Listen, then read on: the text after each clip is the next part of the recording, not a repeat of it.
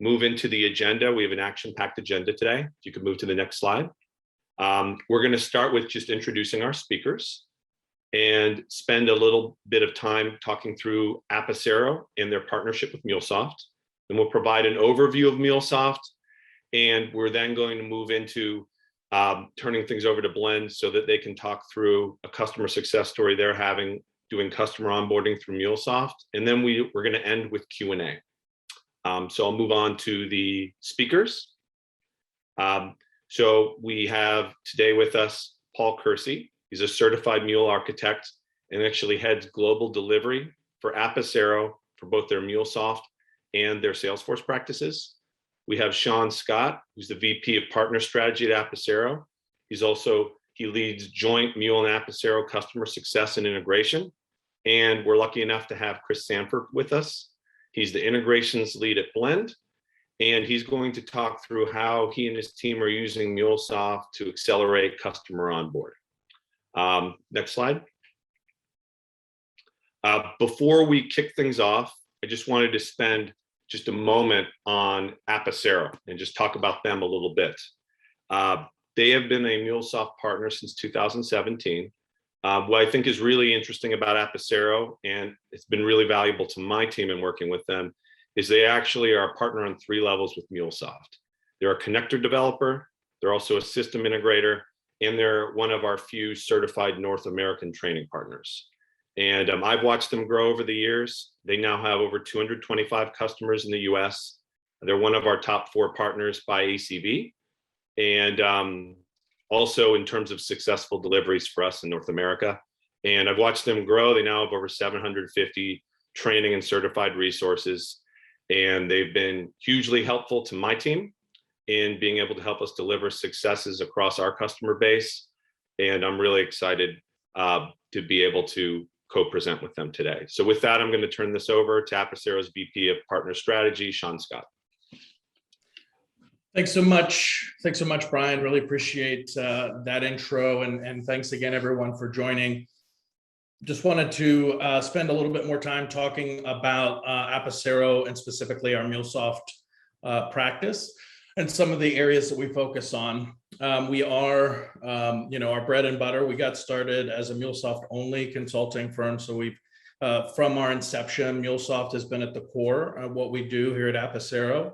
In the last few years, we have expanded, and now we do offer Salesforce services along with Tableau and Snowflake and that kind of data analytics space. But really our core bread and butter remains MuleSoft. And so some of the services that we provide on the MuleSoft platform is really the kind of full suite of implementation, training, and development services on the platform. So we do a lot of architecture advisory, helping new customers get started on MuleSoft and set that foundation for long-term success.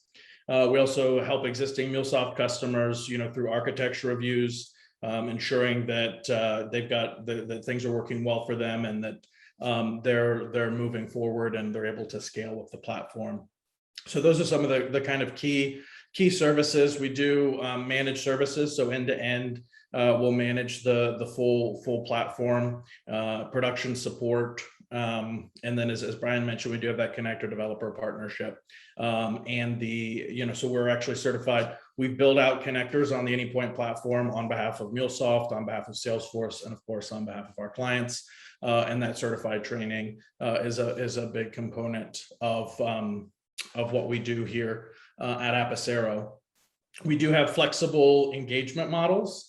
So we have a number of resources here in the US as well as in India. So we really work together with our clients to find those training or those development models, those engagement models that fit for them. So we can do fully onshore, fully offshore, or a hybrid model. So very flexible from that perspective. I'm not sure how to clear this annotation, but this is just a snapshot of our client base. So as Brian mentioned, we do have over 220 MuleSoft clients, most of them here in the US.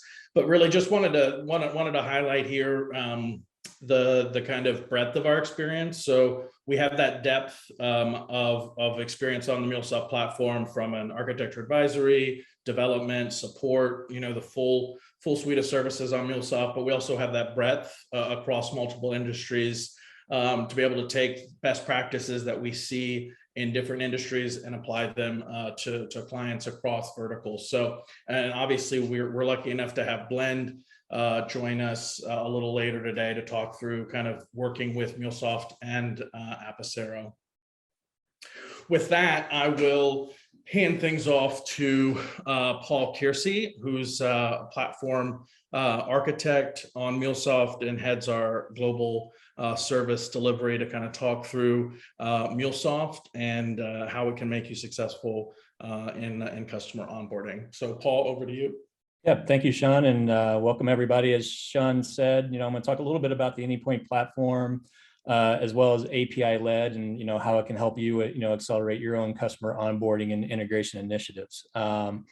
So to start with, just to kind of address kind of the challenge, right, that the Anypoint platform kind of helps solve, is obviously today many of us see that a lot of our data and processes are kind of disparate across multiple systems, right? So in order to support our business, we have data across multiple systems. Most of the time, and upwards to 35 of those systems can actually be involved in one customer journey. So what we see, if we go to the next slide, is even if we are able to connect some of these systems and those 35 that I mentioned, that may only be one customer journey. Actually, what we see is that, on average, a typical enterprise could easily have up to 800 different systems that may have data that you need to get to or provide to a customer or, someone internally to your own business. So a traditional approach to that I think many of us have taken is, leveraging the technology that we have in-house. If we go to the next slide, I think many of us, only 1/4 of those are actually integrated, right? So on to the next slide, the approach that we typically take, right, is leveraging the technology that we're aware of, mostly through custom coding, to try to integrate these systems together, right? And it generally kind of gets into the spaghetti pattern where, we do it from project specific focus, trying to meet initial use case. But at the same time, by doing so, we still got to keep the lights on, and it kind of hinders us from innovating. So we're not allowed to spend a lot of time, adding those new customer experiences that the business demands of us. And it really kind of contributes to that IT delivery gap that many of us face. So if we go to the next slide, obviously, I think some of the challenges we see that we face with this approach is that, these solutions are often brittle. Again, I mentioned we spend a lot of time keeping the lights on. So we were having to go back and, fix these integrations. A lot of times it becomes a bottleneck because only a few select individuals who probably actually coded the integration know how it works. So it's really hard to kind of understand that or even reuse it because it's rigid, right? It served a specific purpose, and it's not very flexible to kind of meet the, demands and backlogs that we have in our own organization. So, the modern business today has to take a new approach, right? We need to be more composable. We need to focus more on not necessarily project specific deliverables, but how can we provide that data, that business value through composable building blocks that are highly reusable. So that way we're not recreating this every time that we need to add a new feature or onboard a new customer. And that's really what the Anypoint platform, is designed to help solve. And the way that we can do that is actually through APIs. APIs are the actual building block to kind of get to this composable enterprise. So, what is an API? So an API needs to be productized. So as I mentioned before, we don't want to build APIs that are project specific because more times than not, right, that hinders reuse. We're not able to reuse it for that next project or the next experience. Needs to be easily managed for security. Nowadays, security is very important. The protection of data is very important. So having a way to be able to, provide security around these APIs in a quick, efficient way is extremely important in the modern enterprise. The other thing is it needs to be discoverable and, provide self-service, right? So, the thing is, if an API is not discoverable or, you can't self-serve, that really hinders its ability to be reusable, and really kind of defeats the purpose. So, when we mention APIs in this composable enterprise, really the focus needs to be on making it productized and focused on the value that we want it to provide. So what's an approach to make that happen, right? So I'm sure we've all heard about API-led and what that is. One API alone, right, is not going to solve your business problem. But if we can collect these APIs together to serve a purpose, not only can you, deliver on your initial project, but now you have reusable building blocks, right, to go into that next project or next experience. So you can leverage the system layer, right, to get access to those core systems that I mentioned earlier. So we have this data across multiple systems within your enterprise. How do we get that in a secure, governed way? So we can build system APIs to do that. Once we've done that, now we can build a process layer on top of that, right? So that's really where we can start composing your business processes, compose how your business data should look to the outside consumer. And then eventually that experience layer, which will really help you with your customer onboarding, and be able to bring, new customers on board, as well as provide new experiences for your customers, supported by this API-led approach. The other benefit of this approach, if we go to the next slide, is that it really opens it up to additional audiences or personas and developers, right? So I mentioned earlier where central IT is highly constrained because they got to spend a lot of their time keeping the lights on with the code that we've written with those point-to-point integrations. But if we shift and look at how central IT can provide those system APIs because they know these systems well, that now opens it up to a new audience of developers that may understand APIs. They may not understand like SAP or Salesforce in this example, but they do understand how to consume APIs. So now we've opened that up to a whole new group of developers that can leverage these reusable assets, build business functionality that on top of that, now we can provide ad hoc reuse from an experience perspective, again, allowing new additional customers or new experiences supported by the backbone that you have in place. So how do we make this happen? That is the Anypoint platform, right? So the Anypoint platform, MuleSoft provides the only unified single platform to help you manage your APIs and build your APIs. So it starts with the runtime engine, which allows you to run these APIs anywhere. It could be on MuleSoft's Cloud Hub. It could be on your own hardware. It's supported by tools like Design Center that allows you to design your APIs and test them out before they go to production. Also a management center that gives you that single pane of management across APIs. So you can see how your APIs are performing and how they're doing. And of course, anything that you do on this platform is always secured by design. So as I mentioned earlier, this platform allows you to apply security to multiple APIs, different security policies and stuff like that, to make sure that everything that you provide is backed by a secured API. So talking a little bit about the benefits of the Anypoint platform. So as I mentioned, through this API-led approach and this single unified platform, it will really help you get that accelerated delivery that you're looking for. So again, instead of doing everything from a project-focused point-to-point type integrations, we're now focused on building blocks using APIs to accelerate delivery. Also, with some of these security policies that the Anypoint platform provides, we don't have to build in security to every single API we build, right? The platform can help us with that by providing security policies to make sure the APIs we build is secure. Also, with that management plane that I mentioned earlier, now you have that single pane view of how your APIs are operating, and get a lot of important analytics, and that goes beyond just system, right? We can understand, how the API is being used and help us kind of report on the value of those APIs. And of course, through doing all this, now you're future-proofed, right? So through APIs, a lot of customers, a lot of businesses nowadays are expecting APIs to interact with the companies that we do business with. So having a good API-led foundation now opens it up to future possibilities. So that's all I had in terms of the Anypoint platform. So I'll now turn it over to Chris Sanford from Blend. Awesome. Thank you, Paul. Let's jump ahead one slide real quick. I want to start with just some background on what Blend is. So at its core, Blend is an experience layer for financial institutions to interact with their customers. So kind of a practical example would be if you're looking to apply for a mortgage, for example, with Wells Fargo, all of the interactivity that you would do for filling out an application, uploading documentation, providing copies of tax transcripts, signing disclosures documents, that end-to-end facilitation of information between prospective customer and financial institution. Blend is that connective tissue between those two parties. Historically, going back to the foundation of the company back in 2012, we got our foothold in home lending, specifically around the mortgage product, looking to build a more kind of conversational, interactive approach towards filling out what is typically a pulling teeth type exercise of applying for a mortgage, making it more TurboTaxi and feel a little bit more intuitive from a front end standpoint, and then adding on functionality from there.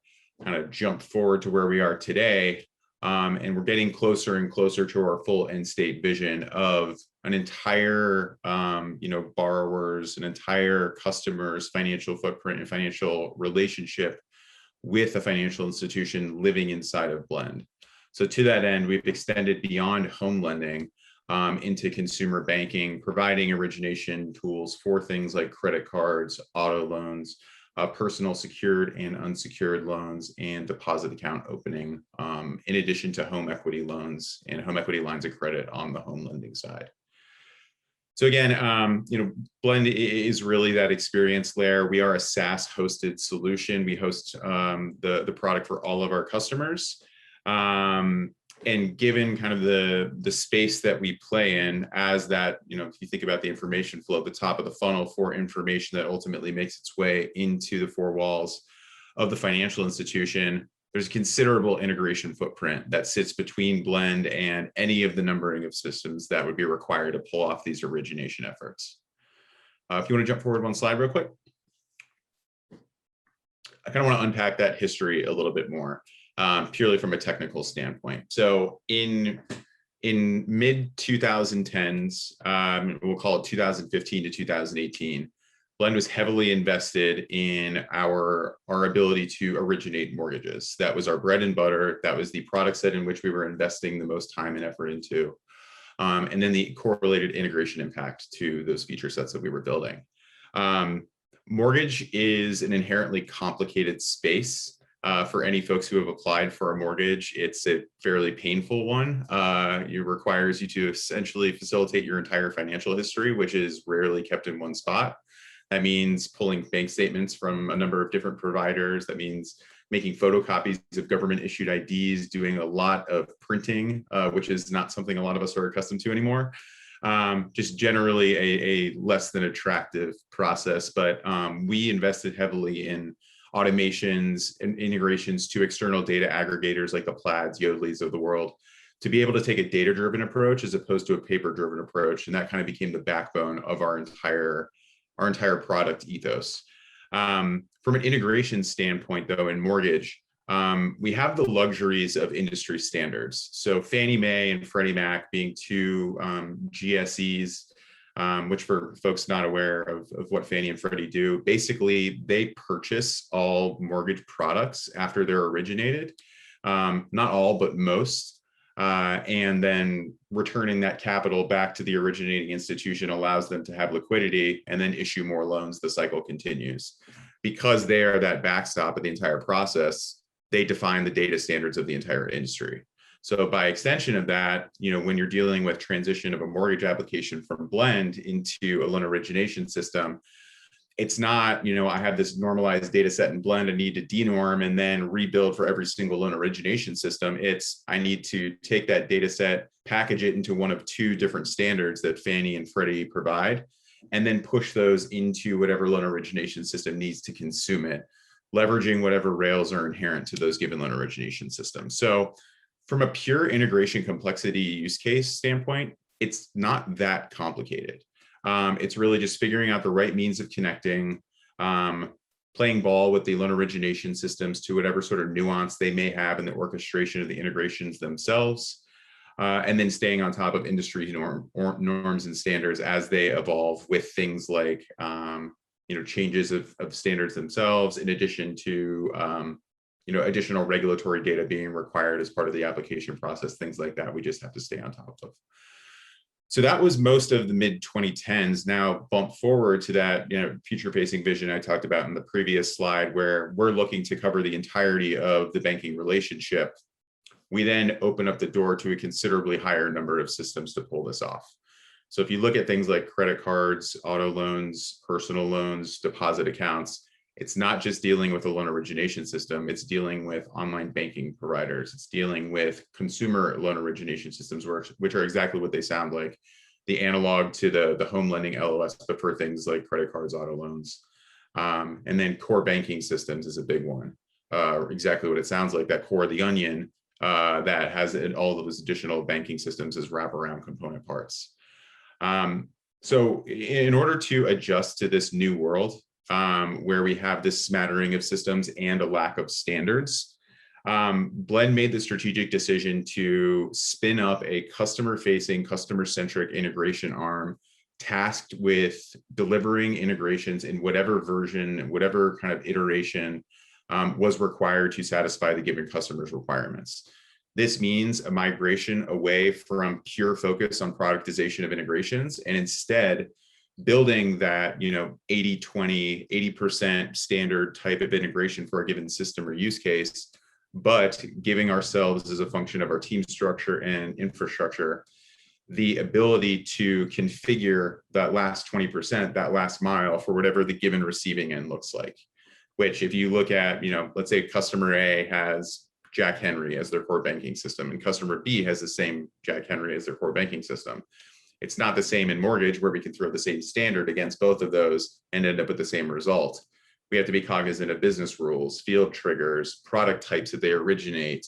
Underwriting criteria is different from customer to customer. So we have to entertain all of those as a function of both the functional requirements on the front end of Blend, but then the correlated technical requirements that come into the integration layer, and we need to then communicate with the downstream system. So to that end, we, in kind of the early stage data gathering about how we wanted to spin up this team, spin up this function, we pretty quickly landed on declarative tools as the backbone that we wanted to build the team around. So, we looked at the Apigees, the Tibcos, the MuleSofts of the world. In addition to homegrown build, we leverage AWS for all of our hosting. We have some integration framework that lives in there. It's difficult to scale for us and frankly very expensive. So we pretty quickly wrote that one off. But in the down selection process, we looked at capabilities the systems had out of the box, pre-baked connectors. We looked at extensibility of the platforms themselves, methods in which these vendors would host. But in addition to that, long-term, if we ever wanted to host ourselves, what does that look like? But then also the ecosystem. That was a big one that we looked into. So it wasn't just the platform itself, but let's say we bring a platform on, what does it look like in the event we need to go out into the market to either hire talent or bring on third-party providers to help us scale that operation? That led to us landing in MuleSoft. MuleSoft was very strong for all of those reasons, but a vision we kind of developed over the course of this process is, we want our long-term state to be non-engineers being able to deliver these customer-centric integrations, which it's for anybody in this space knows it's very challenging to do that. So to have, for example, a technical project manager being able to do kind of that drag and drop vision of MuleSoft as kind of that ideal goalpost, we want to then pave a path forward for the next N number of years in building the requisite number of building blocks at the core level, getting a number of reps internally on the best means of hitting that experience, process, and system level API vision that Paul was talking about, to ultimately migrate towards a world where these things become drag and drop in a matter of days, not months. And it really just aligned very, very well with that vision.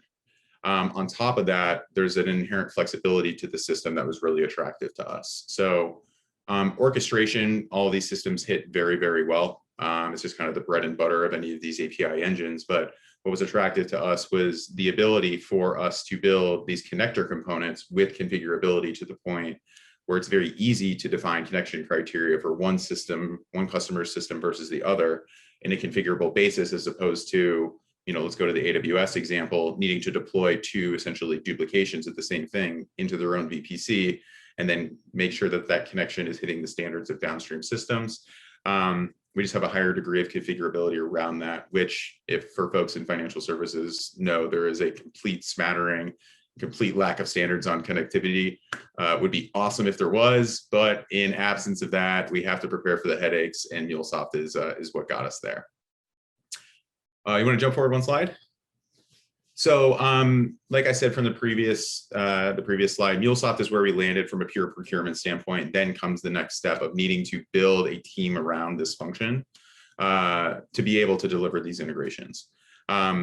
We were a very small, lean team back in, we'll call it 2019, when we really started to hit the ground running on MuleSoft. So we very quickly went out to market to look for professional services, staff aug firms that can come in and help us get some muscle in building out integrations, but also help us to influence the design methodology and philosophy that we have in building these things out. So we're not developing one-off solutions and then just have a massive library of tech debt over time. We want to build for reuse and build for the future, but also are humble enough to say that we have no idea what we're talking about up front. So happy to bring in an external partner to help us play that translation role.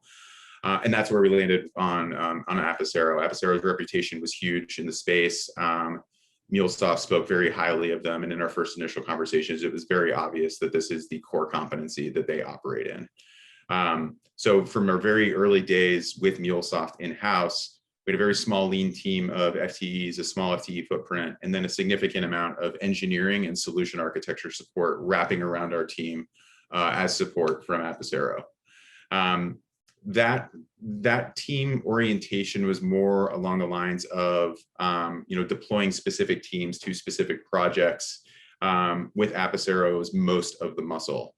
Where we're now graduating towards in kind of a later stage version of our team, as we've gone from a few integration points to now, in the hundreds, is building a significant FTE footprint and then wrapping the team with additional Apisero resources to allow us to have a flexible resourcing model, which is huge because we do not have a steady drip of integration projects. We have a very cyclical business based on origination cycles. The end of the year, Q4 is a huge sales quarter for us, and then Q1 is a huge implementation quarter for us, which typically aligns to the cycles of home origination. So our ability to flex engineering muscle up and down as needed based on that demand is very critical, and Apisero has been the linchpin of our being able to realize that strategy. Long term, we expect the work to only get higher in volume, which is, I think, a fortunate position to be in. But with that comes complexity and the need to kind of open up more and more options. We are likely to continue our same relationship in that core augmentation strategy, but also add on additional pieces like things like production support, like things like fully staffed Apisero teams tackling some of the business cases and projects on a near standalone basis with oversight from solution architects and product managers from our side, to give us, again, another muscle in extending the flexibility of our relationship, of our overall capacity as a team. But then long term, and this was also one of the things that was attractive up front about Apisero, is it having a very solid offshore bench allows us to, again, open up further options for containing cost as we look to extend the team further and further and further. In summary, I guess in quicker terms, this has been a very beneficial and very successful relationship, both on the MuleSoft end and Apisero end as well. We've been able to execute on that core vision that we laid out back in 2018 with very little wavering from kind of the core principles and first principles that we aligned upon. And the big thing, like I mentioned before, we have a degree of flexibility that I think nobody at Blend was necessarily expecting. But has become quite an asset for us, particularly as we get so many new customers across new product types. From a pure kind of nuts and bolts standpoint, impact for us, from a time management and time saving standpoint, a typical project for us in initiating and building out a new integration between Blend and either a new system or a new customer depends on the use case, but aligning towards kind of the more complicated end of the spectrum, it's typically a 4 to 6 month effort. After a few reps against these use cases, though, we're able to bring that down to 1 to 2 months because there's so many existing building blocks that we have inside of MuleSoft itself.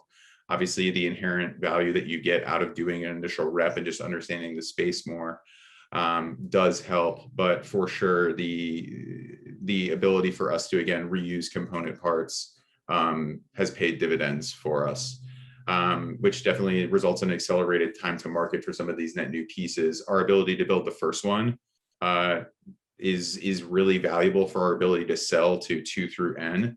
So not necessarily just the speed to that first customer being the most important part, but we have long-term and pretty widespread business impact from getting that first rep done. So that's huge for us.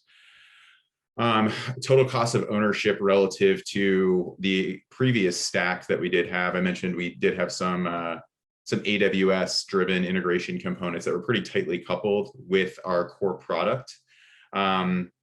The move towards MuleSoft actually physically separated our integration layer from our product layer, which dramatically reduced our technical overhead.